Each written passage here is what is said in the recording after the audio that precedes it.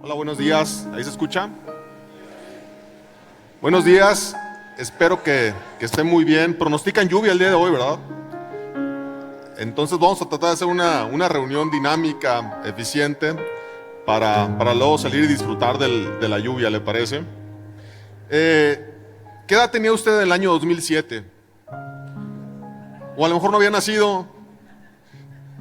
No, hay algunos que ya se veía que ya tenían canas en la barba, mi Charlie, en esa edad.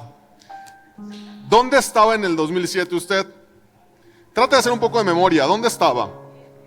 ¿Qué estaba haciendo? ¿Qué edad tenía? ¿Tenía hijos? ¿No tenía hijos? ¿Estaba casado? ¿Estaba trabajando? Lo quiero llevar a un viaje en el tiempo para nada más traer a su memoria recuerdos acerca de lo que estaba pasando en el año 2007. Tal vez desempolvar algo de lo que está ahí guardado en su cabeza. En el año 2007 salió el primer iPhone. Ya ahorita va en la edición 16. Tenía un alumno que vendía celulares a crédito en ciudades pequeñas, en pueblos. Y él me dice, es increíble, o sea, yo doy el celular a crédito a un año. Y hay gente que está pagando la mensualidad 12 y ya te pide el siguiente. Y le contesto, oye, pero tu celular todavía está bueno, no importa. Hay gente que va a tener coleccionado el 1, 2, 3, 4, 5, 6 hasta el 16. Y luego también nace tecnología, pero muere tecnología. Fue el año en el que oficialmente murió el VHS. La última casa productora sacó su última película en este formato en el año 2007. Ya para ese entonces el CD, el DVD era el rey, pero el VHS se resistía a morir. Hasta que finalmente en el 2007 oficialmente se declara la muerte de este formato de películas. Todavía en la casa de algunos papás, de algunos abuelos habrá una videocasetera. Pues ya es artículo de museo ese. Ya a lo mejor alguno de ustedes tendrá sus 15 años o boda o algún evento importante grabado en este formato. Y luego también, si tú eras adolescente cuando estaba este programa, ya eres chavorruco. La última transmisión de este programa, que duró muchísimos años y que mucha gente veía, salió en el 2007. En mayo del 2007, para ser exactos, fue el último día en que estos dos personajes estuvieron ahí frente a la televisión con sus famosos monólogos y entrevistas, etc. Más de uno vimos su programa, más de uno éramos aficionados a ver este monólogo y a reírnos un rato en el año 2007. ¿Qué más pasó en el 2007? Nace Facebook. Para los más jóvenes, Facebook es la red social de los viejitos, de los grandes, de los papás. Ya están diciendo que sí. Los más jóvenes no entienden por qué tantas letras en el Facebook, ¿no? Y por eso prefieren Instagram, porque son puras fotos. Pero bueno, los que tenemos mi edad o andan cercanos a mi edad, esta es tu red social favorita. Y luego tuvimos a nuestro primer personaje viral, el Canaca. ¿Se acuerda de él? Al que amarraron como puerco, al hijo del papá, al presidente de la Canaca, Cámara Nacional de Centrales de Abastos de la República Mexicana. Fue el primer, o de los primeros videos virales. Hay debate si el primero fue el de Edgar. ¿Se acuerda aquel niño que se cae de un árbol? ¿O él? La verdad, este está más gracioso. Le sacaron ya la versión en inglés, le sacaron la versión en formato bebé, hicieron una caricatura de él. El poder de las redes sociales. Y no existían como existen hoy en día. Pues ahí tenemos nuestro primer personaje viral, que en paz descanse, por cierto. Se hizo viral porque iba manejando borracho y murió porque lo atropelló un borracho. Las ironías de la vida. 2007, un año relevante para el mundo y un año importante también en mi vida. En el 2007, yo tenía 28 años. Ya no era ningún adolescente, 28 años, esta edad es importante. En el año 2007 yo tenía 28 años, hace 18 años. Acababa de terminar la carrera a mis 28 años, por diferentes decisiones. Todavía tardaría en titularme 2 años más hasta los 30. 28 años, mi papá me pagaba el departamento donde vivía y me mandaba 400 pesos a la semana para gasolina de un carro que me había comprado él o para despensa. Me lo gastaba en la fiesta los fines de semana. Tenía 10 años sin asistir a una congregación cristiana desde los 18. Salí renegando de una congregación como esta, quejándome del liderazgo, quejándome de los pastores, quejándome del autoritarismo y el abuso de los pastores. Y en el año 2007 tenía 10 años sin abrir una Biblia. Sí las tenía porque mi papá me las regalaba, pero él la tenía al lado, seguramente empolvada. La novia que tenía, después de 5 años me cortó. No era mi esposa actual, afortunadamente. Esquivé la bala. Porque me dijo, no vas a hacer nada de tu vida. Vete nada más, 28 años y vas terminando la carrera. No tenía trabajo. Acababa de terminar la carrera. Y me sentía muy frustrado por dentro. Muy frustrado. No estaba disfrutando la vida. Yo veía como compañeros de generación de la preparatoria a sus 28 años ya estaban teniendo sus primeros ascensos en el trabajo. Ya los estaban promoviendo. Había otros que habían puesto su negocio y el negocio era exitoso a sus 28 años. Había unos más que ya se estaban casando, otros terminando sus maestrías, otros viviendo en el extranjero. Y yo anhelaba eso que veía a mi alrededor. Yo estaba ahí sentado en un departamento que me rentaba mi papá, en un sillón que me había comprado él, terminando la carrera, sin aspiraciones en el futuro. Era muy difícil encontrar trabajo para lo que yo había estudiado. Sí intentaba y tocaba puertas en las mañanas, pero en la tarde llegaba frustrado y me quedaba sentado todo el día viendo televisión. Llegó un momento en el que de verdad no estaba disfrutando nada de la vida, que dije, ¿para qué seguir? En serio, o sea, si esto va a ser mi vida los próximos 10 o 15 o 20 años, ¿para qué seguir? Y un día de mayo del 2007, no pude dormir toda la noche con esos pensamientos que venían a mi cabeza una y otra vez. Y tomé esa Biblia, la que estaba empolvada ahí al lado de la cama, la que me había regalado mi papá, y tuve una de esas conversaciones de las que hemos hablado en domingos anteriores con Dios, de esas conversaciones difíciles. Y le dije, Dios, yo he llegado a dudar incluso de tu existencia. Desde los 8 años he asistido a congregaciones cristianas, he escuchado todas las predicaciones y me sé todas las canciones cristianas, y aquí estoy sintiéndome vacío, sin ganas de vivir. No puedo creer que tú existas y que permitas que yo esté pasando por esto. Y abrí la Biblia, y aunque tiene un nombre, Richard, los que usan la Biblia, que la abren y dicen, este es el pasaje, ¿cómo se llama? No me acuerdo, pero abren la Biblia y dicen, esto es lo que Dios me está diciendo. Yo nunca he creído en eso, nunca. Pero ese día leí la Biblia y mi mirada se dirigió a este salmo. En esta versión que está leyendo aquí, la nueva versión internacional. A partir de ahí me volví un aficionado de esta nueva versión internacional. Salmos 40. Y solo alcancé a leer los 3 primeros versículos antes de caer de rodillas llorando en aquel departamento. Y se los quiero leer. Puse en el Señor toda mi esperanza. Él se inclinó hacia mí y escuchó mi clamor. Me sacó de la fosa fatal, del lodo y del pantano. Puso mis pies sobre una roca y me plantó en terreno firme. Puso en mis labios un cántico nuevo, un himno de alabanza a nuestro Dios. Al ver esto, muchos tuvieron miedo y pusieron su confianza en el Señor. Acompáñame a orar, por favor. Cierra sus ojos. Señor, te damos gracias por la oportunidad que nos da estar aquí reunidos en completa libertad para tomar una porción de tu palabra, de lo que tú dejaste, para que aprendiéramos, para que alimentáramos nuestro espíritu y para que finalmente creciéramos por dentro. Hoy queremos eso, Señor. Queremos crecer espiritualmente a través de tu palabra. Permite que tu palabra atraviese la barrera intelectual, que llegue a lo más profundo del núcleo del ser humano, para que haya un crecimiento, Señor, que nos acerque más a ti. Amén. Caí de rodillas, como le dije, me puse a llorar.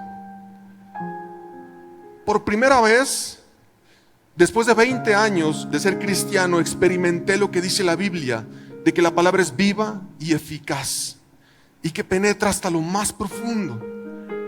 Ahí estaba yo con mi mentalidad de víctima, quejándome de las circunstancias y de por qué me estaba yendo tan mal en la vida, sin trabajo, sin un título universitario, mantenido por mi papá. Y llegó esto a mi vida. Yo me sentía en ese momento en un lodo.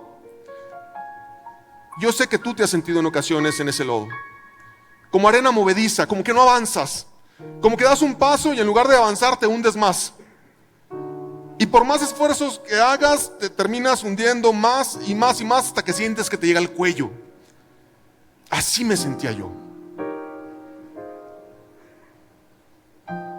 Hoy te quiero hablar acerca de lo que Dios hizo en nuestras vidas a lo largo de estos años. Ha llegado un momento de crecimiento en nuestra vida como familia. Hoy es el último día que estaremos aquí en la montaña con ustedes, porque viene una etapa de crecimiento en nuestras vidas como lo ha sido en los últimos años. Y estoy muy agradecido con Dios y no puedo dejar, o no se me ocurre otra manera de cerrar esta etapa en la montaña más que contándoles esto que me pasó.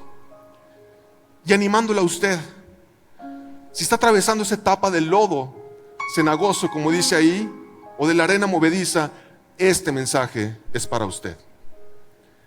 En ese momento algo cambió dentro de mí cuando leí esto.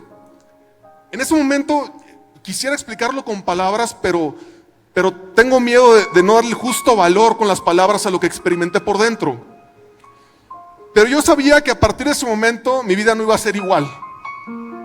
Leí y creí. Leí y permití que el Espíritu Santo hiciera algo dentro de mí en ese momento. Recuerden, tenía 10 años sin asistir a una congregación. Tenía 10 años renegando de los cristianos, burlándome de ellos, incluso negando a Dios. Pero en ese momento en el que me sentía dentro de ese lodo, y al leer estas palabras, hubo un cambio dentro de mí. Y estos 3 versículos me acompañaron a lo largo de mucho tiempo, y lo siguen haciendo. Y a partir de ese momento, me lavé la cara, me bañé, metafóricamente hablando, me quité todo lo que traía arrastrando y esos pensamientos que no me dejaban avanzar. Y decidí enfrentar la vida de la mano de estos 3 versículos que vienen ahí. Dios hizo cosas maravillosas en ese año.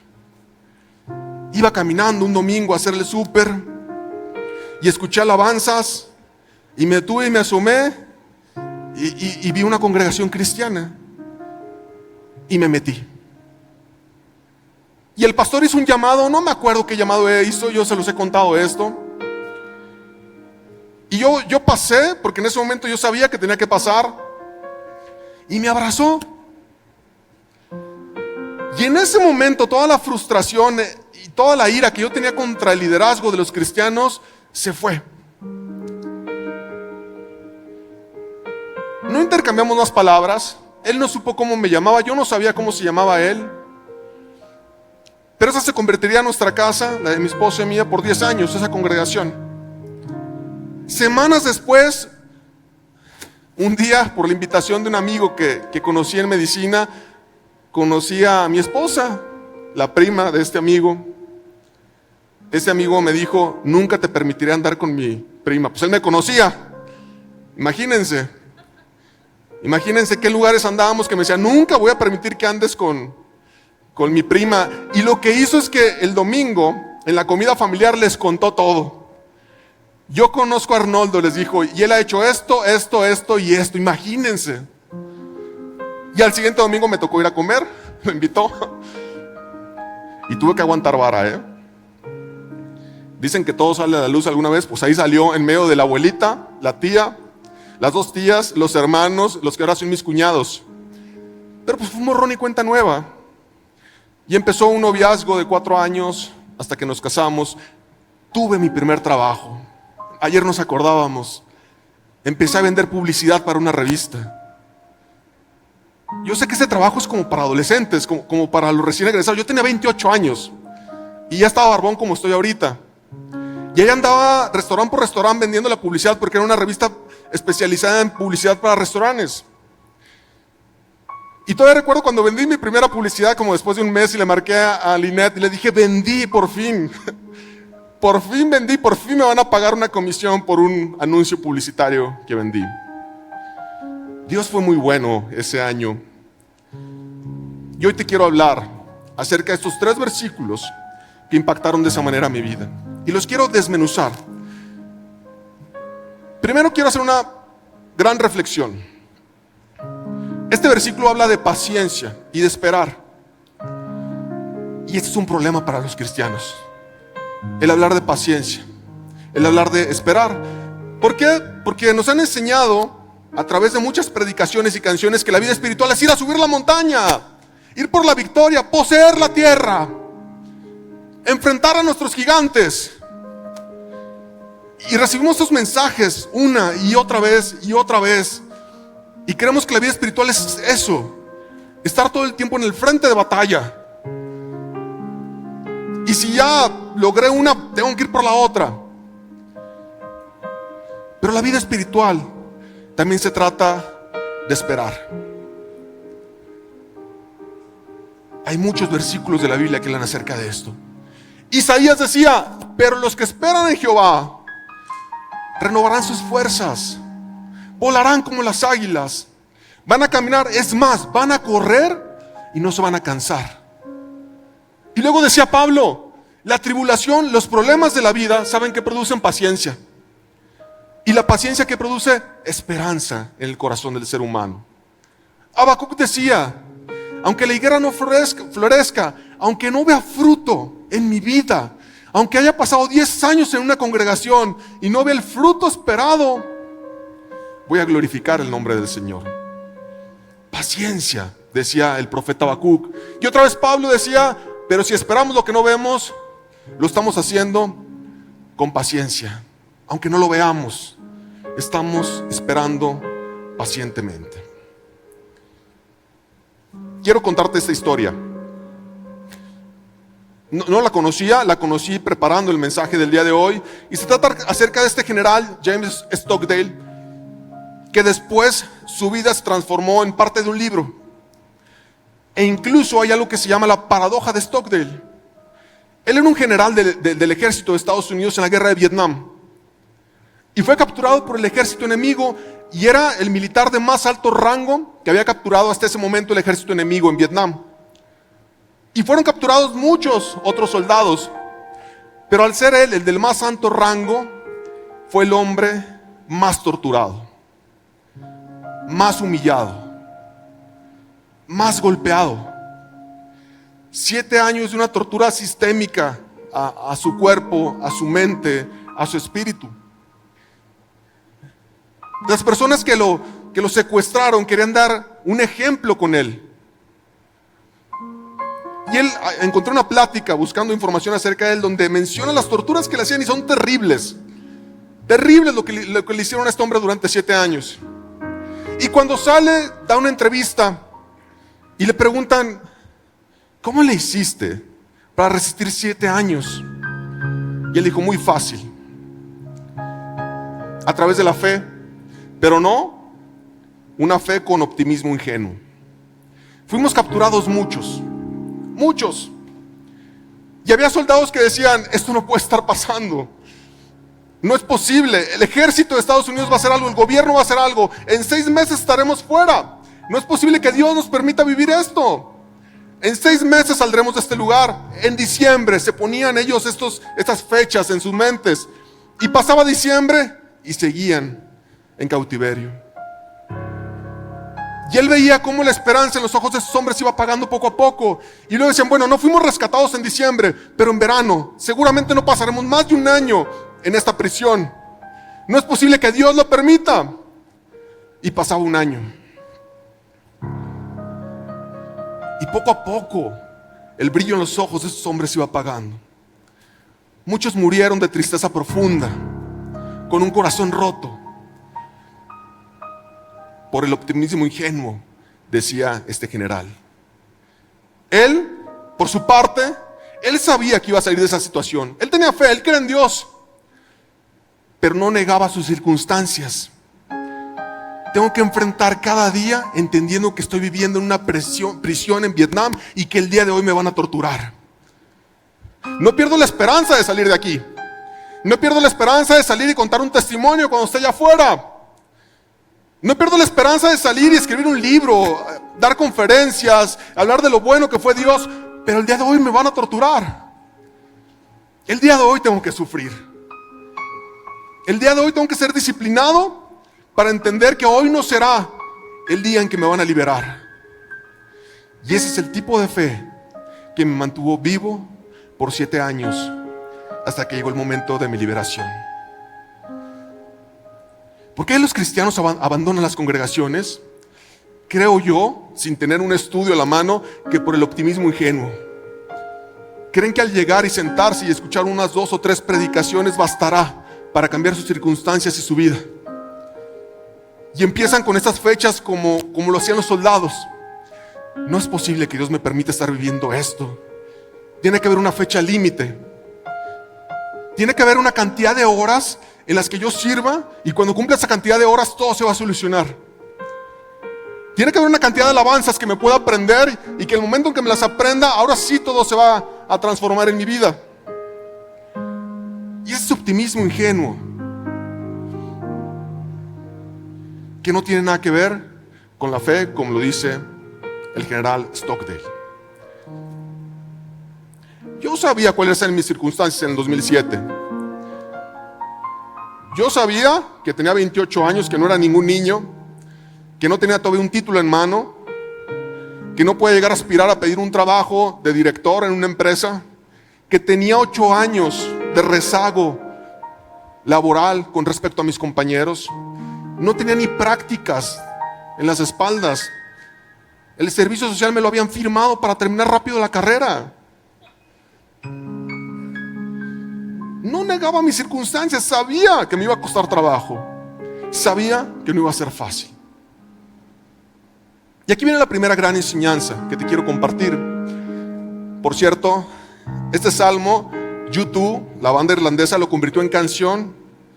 Una canción preciosa con la que termina sus conciertos, U2. Yo no sé si tú eres aficionado de esta música o no. No estoy diciendo que sean cristianos, no estoy diciendo que salgas a escuchar YouTube. Lo que estoy diciendo es que transformaron este salmo en una canción con la que terminan sus conciertos. Y los estadios terminan cantando el Salmo 40 y muchas veces diciendo aleluya. ¿Será eso una manera de llevar la palabra de Dios allá afuera? Es la pregunta que le dejo. Estadios enormes alrededor del mundo cantando el Salmo 40 y diciendo aleluya al final. La primera parte de este salmo, esta versión es la versión Reina Valera. Voy a ir jugando con las versiones. La nueva versión internacional, la Valera. Aquí le puse el primer versículo en la versión Reina Valera. Pacientemente esperé a Jehová y se inclinó a mí y oyó mi clamor. Esperar pacientemente no es inacción. Es confiar en que Dios está trabajando con tu carácter, por lo tanto, hay que dejarte moldear. A lo mejor tú ves que Dios no está transformando tus circunstancias o el exterior, porque quiere trabajar primero en tu interior. Te desesperas porque no ves un cambio allá afuera, pero Él está deseoso y anhelando que lo primero que cambies es lo que hay adentro. Y te provoca frustración el hecho de no ver esos cambios externos, pero no estás entendiendo que lo que está haciendo el alfarero es moldeando lo interno. No se trata de que te avientes al sillón y digas, estoy esperando que Dios haga la obra. Esperar pacientemente en el hebreo original es como con una cuerda estirada. Traducido es contención. Esperar haciendo fuerza. Esperar estirando, esperar pero con acción. Esperar en Dios, confiar en Él, entendiendo que Él está haciendo una obra en tu interior. Pero hay algo que tienes que hacer tú. No estoy diciendo que Dios no sea todo soberano y que Él pueda hacer todo. No estoy diciendo eso. Estoy diciendo que este versículo en particular que escribió David está hablando de una espera, pero no una espera sin hacer nada. Esperar pacientemente. David fue ungido como rey cuando tenía 15 o 16 años. Un día Dios le dijo a Samuel: ¿Cuánto tiempo más vas a seguirle llorando a Saúl? ¿Qué no ves que yo ya lo hice a un lado? Quiero que vayas y unjas al nuevo rey de Israel. Y usted va a encontrar la historia cuando desfilan todos los hermanos de David como una pasarela, los más altos, los más guapos, los más inteligentes. Pero Dios le dio una instrucción a Samuel y le dijo: yo no me fijo en el exterior, yo me fijo en el interior de las personas, en lo que hay adentro. Él quiere trabajar en lo que hay adentro. Y así David fue ungido cuando era adolescente como rey. Pero iban a pasar al menos otros 15 años hasta que fuera coronado como rey. Paciencia. La paciencia de la cueva de Adulam. Entre que fue ungido como rey cuando era adolescente, o que fue profetizado, o que le dijeron: tú vas a ser rey, y entre el momento en que fue coronado como rey, pasó por situaciones muy complicadas. Tuvo que irse a esconder en una cueva porque Saúl lo estaba persiguiendo, y estaba triste y se sentía derrotado en esa cueva. Y dice la Biblia que otros hombres que se sentían igual que él llegaron a acompañarlo. Dice que hombres endeudados, hombres con el corazón roto, hombres sin esperanza, en total 400 hombres llegaron a acompañar a David a esa cueva. Eso te habla de un proceso de Dios. Estaba trabajando en el corazón de David. Todavía no tenía la corona, pero ya tenía liderazgo. Dios también formó a un rey empático, porque David conoció en esa cueva a hombres que estaban en sus últimos momentos, a hombres que estaban a punto de tirar la toalla. Todo lo que pudo haber desarrollado como líder David en esa cueva no lo pudo haber aprendido en ningún otro lado. Esperar pacientemente es confiar en que Dios está tratando con tu interior, como trató con Moisés durante 40 años en el desierto, antes de convertirlo en el hombre que iba a liberar al pueblo de Israel. El problema es que no nos gusta esperar. Es el gran problema que tenemos los cristianos. No nos gusta esperar. Y tratamos de alguna manera de torcer los versículos de la Biblia y hacer declaraciones de fe, imponer manos para forzar a Dios. Y David decía: esperé pacientemente a que Dios se inclinara y escuchara mi voz. No fue de inmediato, es lo que entiendo. No fue de un día para otro. No fue en el momento en el que David clamó, Dios se inclinó. Esperé pacientemente. Estuve clamando con paciencia hasta que Dios se acercó y me escuchó. Yo me sentí en el 2007 en un arena movediza que no avanzaba. Hace 2 años me invitaron a participar para la rectoría de una universidad aquí. Hay otros candidatos, al final me eligieron a mí. Y una persona en particular, cuando se enteró a través de las redes sociales, me fue a visitar. Había sido mi maestro en la universidad. Me conocía mi historia. Sabía que había terminado a los 28 años la carrera y que me titulé 2 años después hasta los 30. Y me dijo: vengo a hablar contigo porque quiero saber por qué tú. No te lo digo, me dijo, en mal plan. No te lo digo por criticar, sino que yo llevo 15 años en el mismo puesto en una universidad. ¿Por qué tú? Quiero hacer lo mismo que hiciste tú. No entendería si le digo lo que tuve que pasar. Pacientemente esperé, con confianza en Dios. Y ese día puedo decir que es el día en el que Dios se inclinó y al escuchar mi oración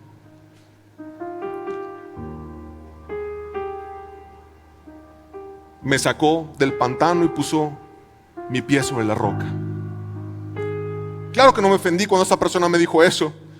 Yo mismo lo pienso. No crea que no. Oigan, hay directores que llevan 25 años en la universidad donde estoy, en el mismo puesto directivo, 25 años. Y nunca los han contemplado para el puesto al que me invitaron. 25 años es una vida, o sea, no me cabe en la cabeza alguien haciendo lo mismo 25 años de su vida.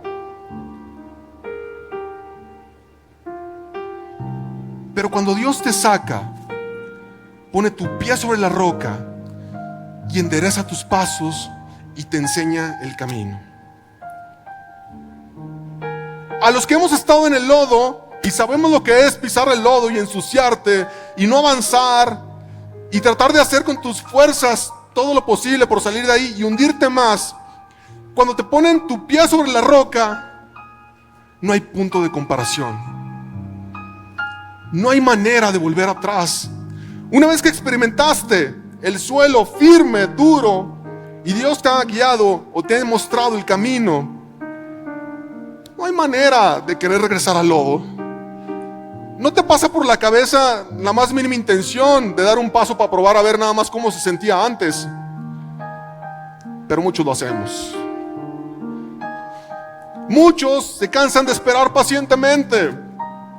Y cuando Dios nos está sacando del lodo para ponernos en la roca y en la piedra y en el terreno firme y enderezar sus pasos, anhelan regresar a lo que tenían antes. Por eso es que el pueblo de Israel deseaba regresar a Egipto. Dios los había sacado de ese lodazal donde estaban atorados, atascados y sucios. Pero así es el ser humano. Es la terquedad del corazón humano. Pensar que otros tiempos fueron mejores. Pensar que antes estábamos mal, pero estábamos bien, como dice Cantinflas. Y hay gente que decide regresar a esos pensamientos de condenación, a esos pensamientos de tristeza del pasado. Prefieren regresar a la religión. La religión les daba mayor seguridad. Porque el poner el pie sobre la roca y estar en terreno firme te expone. Te expone. La gente se da cuenta. La gente se da cuenta que antes estabas batallando ahí en el lodo, revolcándote en la suciedad, y ahora Dios te ha puesto el pie sobre tierra firme, y eso te expone. Ahora te vuelves el blanco de las miradas. ¿Qué está pasando con esta persona diferente? ¿Qué ha hecho? Y hay gente que prefiere regresar a lo seguro, a esconderse en ese lodo.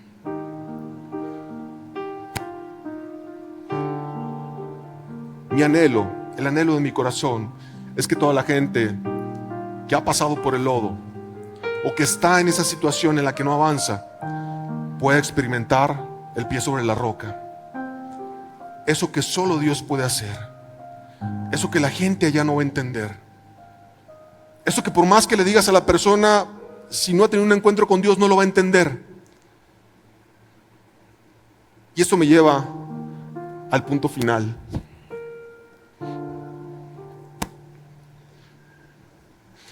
A veces creemos que el mundo gira a nuestro alrededor. A veces creemos que somos los únicos que estamos pasando por esa situación difícil. A veces decimos, Dios, que no me estás viendo cómo estoy. Yo creo que Dios permite que cierta gente ande en el lodo para después ponerlo sobre la roca y que sea luz e inspiración para otra gente. Me recuerda a la parábola del hijo pródigo, cuando el papá le dice, adelante, haz lo que quieras, son tus decisiones, adelante. Yo creo que a veces Dios actúa así con nosotros como con el hijo pródigo. Dios permite que experimentemos el lodo, no porque lo quiera, muchas veces por nuestras decisiones, por las malas decisiones, porque alguien nos convenció, porque creemos que es lo mejor para nosotros, pero Él permite que experimentes ese lodo, cualquiera que sea. Pero lo permite para que tú esperes pacientemente en Él, para que Él pueda trabajar dentro de ti, para que Él pueda sacarte de ese lodo, para que Él pueda poner tu pie sobre la roca, y entonces que tu voz inspire a otros. eso que Dios hizo dentro de ti no va a poder quedarse dentro de ti. Habrá una nueva voz, habrá un nuevo canto. De la abundancia del corazón es lo que va a salir por tu boca. Y eso va a servir de inspiración para otros. Y eso va a hacer que otra gente se quiera acercar a Dios. Eso es el cántico nuevo. Antes eran quejas, antes eran maldiciones, antes era un pensamiento de víctima. Ahora son alabanzas. Ahora son palabras de alegría y de gozo. Ahora eres tú diciéndole a la gente: yo estuve donde tú estás ahora. Yo pasé por una enfermedad como la tuya. Yo pasé por una separación como la tuya. Yo pasé por un dolor como el que tú pasaste. Yo pasé por un abuso infantil como el que tú pasaste. Yo pasé por situaciones que ni te imaginas, como las que tú estás viviendo. Pero esperé pacientemente a Dios. Y Él se inclinó y escuchó mi clamor. Y me sacó del lodo. Y puso mi pie sobre la roca. Y me ha permitido avanzar. Y no puedo quedarme callado. Y no puedo ocultar lo que está pasando dentro de mí. Es Dios. Quisiera decirte que hay una píldora mágica para esto. Quisiera decirte que hay un psicólogo que inventó una nueva terapia para salir del lodo. Pero es Dios.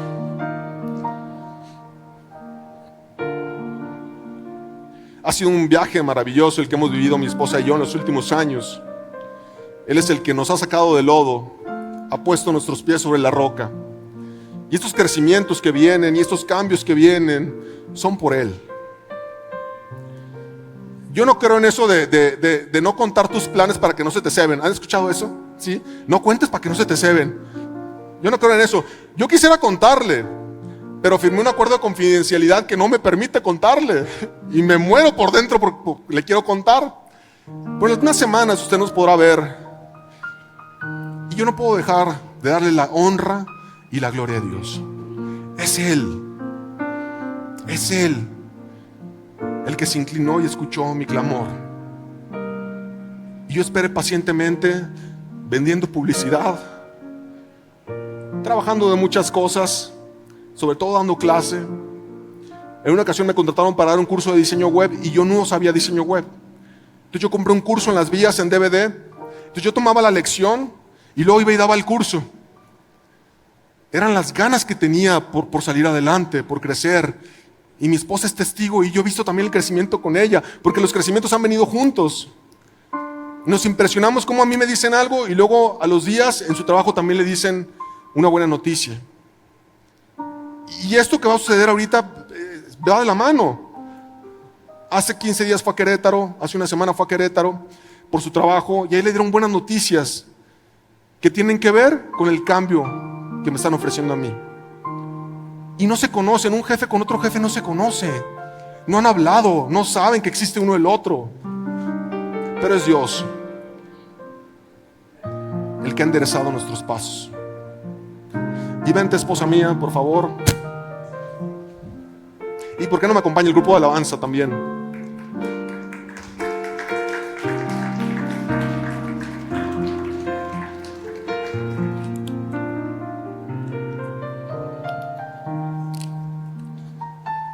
Le voy a ceder la palabra a mi esposa. Como le dije, es el último domingo que estaremos aquí. Empezamos con temas de mudanza, entonces yo ya no podré asistir. Mi esposa estará todavía en San Luis, pero tampoco podrá asistir porque estamos concentrados en este movimiento que estamos haciendo. Pero no queremos dejar pasar este domingo sin agradecer. Así que, esposa mía, eso precisamente es lo único que puede salir de mi corazón. Cuando yo venía aquí de vacaciones, indudablemente mi casa, aquí, a la montaña. Siempre le dije a Ricardo, invítame a una de tus conferencias. Jamás me invitó. Me tuve que autoinvitar para poder estar aquí en este lugar. Y definitivamente es una decisión de la cual no me arrepiento, porque después de un tiempo fue el cambio de trabajo de mi esposo aquí y yo ya sabía en dónde nos íbamos a congregar. Entonces fue un agradecimiento total, porque no solo yo recibí ese cariño cuando pisé este lugar, sino también mi hijo, mi esposo, la confianza, el cariño, la protección, todo lo que una persona necesita cuando llega a una congregación, nosotros lo recibimos como familia. Por eso en mi corazón no hay más que agradecimiento, pero también admiración. Y admiración porque cuando sirves te das cuenta de muchas cosas. Te das cuenta de realmente el corazón de las personas, de las intenciones de las personas, de la unidad de los ministerios y de las personas. E indudablemente confirmo y me doy cuenta que Dios está aquí, que Dios obra en la vida de los servidores, que Dios obra en la vida de las personas que realmente sirven y hacen las cosas por Él y para Él. Yo lo pude ver definitivamente y es algo que también admiro, esa unidad que hay en cada una de las personas que sirven y ese amor genuino y real en el que no fingen nada. Así que muchas gracias. Y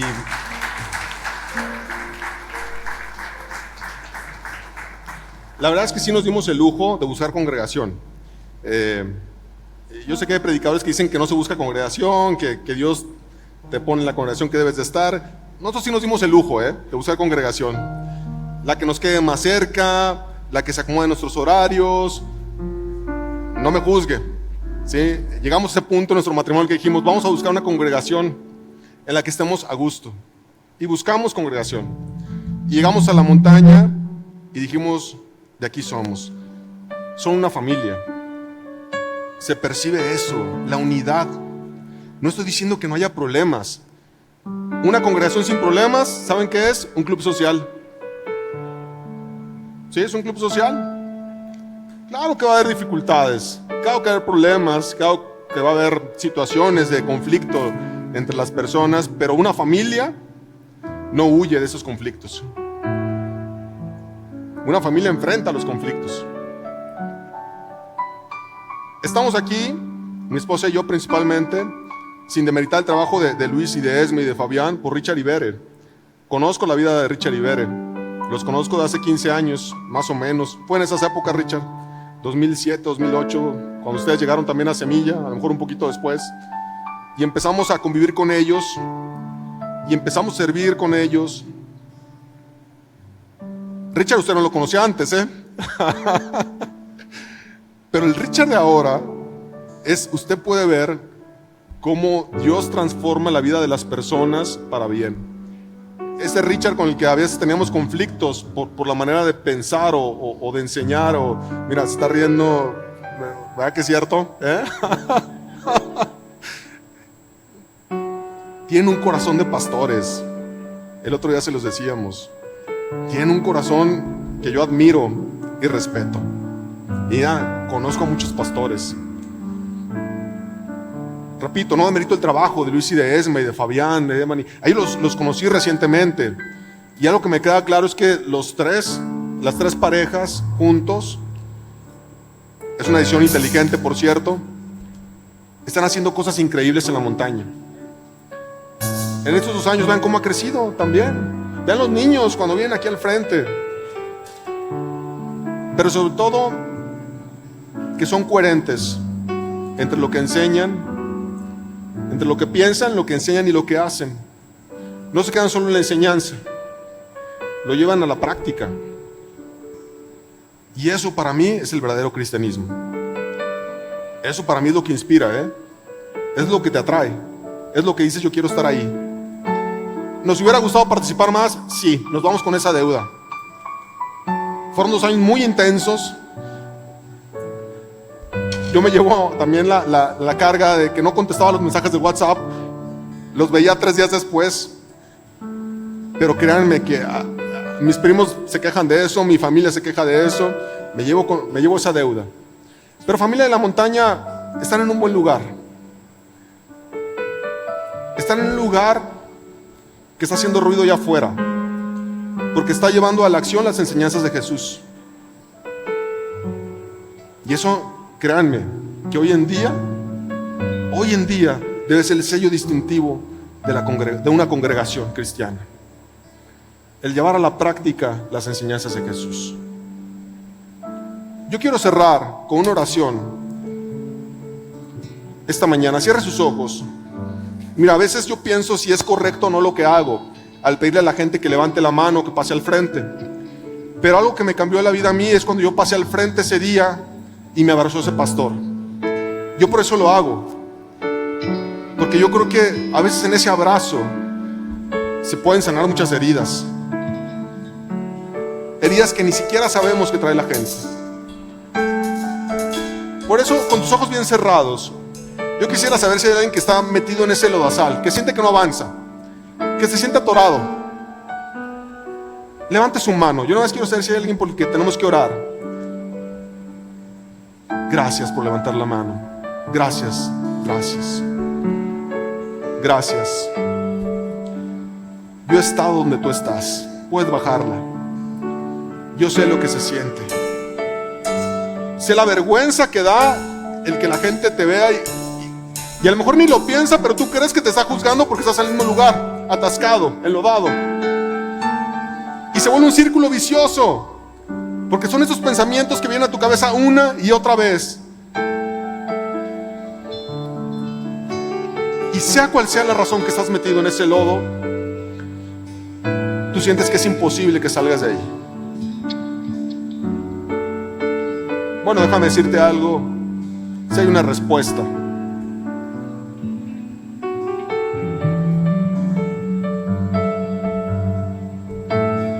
Y Dios no te ha abandonado en este proceso.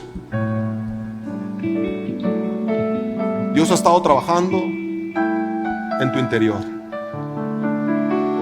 limpiando todo lo que tiene que ser limpiado. Como el diamante es cortado para agregarle valor, así ha sido siendo cortado por dentro, para quitar suciedad, para quitar ideas que no te dejan avanzar, para quitar hábitos y comportamientos que te han tenido estancando. Y ahí está Dios pacientemente trabajando en tu interior. Y esa paciencia va a traer frutos, porque un día estoy seguro que estarás aquí parado enfrente, dando testimonio de cómo Dios ha puesto tu pie sobre la roca. Esperar pacientemente no es inacción, es confianza en Dios. Y no es una fe ingenua.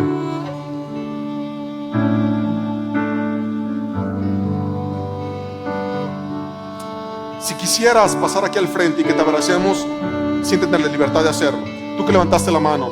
Si no, quédate donde estás, no pasa nada. Pero si a lo mejor requieres un abrazo y una palabra de aliento, ven aquí al frente. Ven aquí al frente, permite que oremos por ti, que te abracemos. Y si no pasaste, no, ahí quédate, estás bien. Es el mismo poder de la oración. Dios sigue trabajando contigo. Pero si lo que requieres a lo mejor es un abrazo, ven aquí al frente.